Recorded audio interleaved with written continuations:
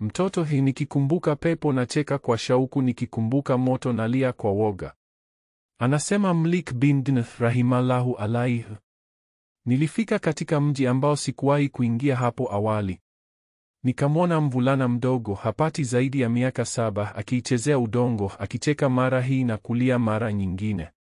Nilihisi nafsi yangu isikitishwe kuwasalimia, kwa hivyo nikaendelea mbele bila kumwambia.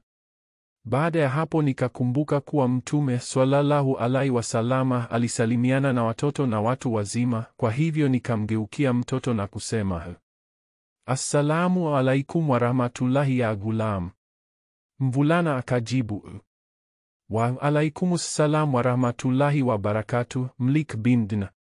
Nikamuuliza, umenitambua vipi, huku hatukuwahi kukutana hapo awali?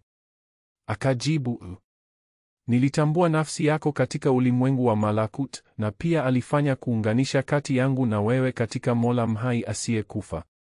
Nikamuuliza, mvulana, una uelewa huu, basi unaweza kutofautisha kati ya akili na nafsi? Akajibu, ndiyo, nafsi yako ilikuzuia usisalimiane na mimi, usinipe salamu, na akili yako ndiyo iliyokukumbusha kuwa Mtume sallallahu alaihi wasallama alikuwa akisalimiana na watoto na watu wazima. Nikamuuliza, mvulana, ikiwa una maarifa haya, kwa nini unacheza na udongo? Akajibu, ninampa kila umri haki yake.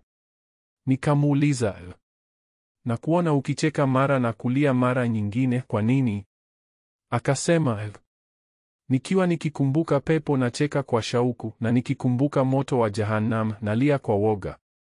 Nikamuuliza, lakini dhambi gani unazolia huku wino bado haujakukusanyia rekodi?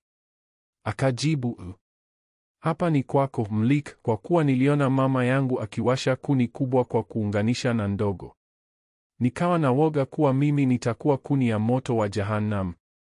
Mlik anasema, nilimwacha na sikuwahi kumwona mvulana mwerevu zaidi katika maisha yangu. Hii hadithi inatufundisha ukweli wa nafsi, hofu ya Allah na ufahamu wa watoto, pamoja na jinsi mara nyingi watoto wana hekima na unyenyekevu kuliko watu wazima. Mafunzo mengine kwenye comment.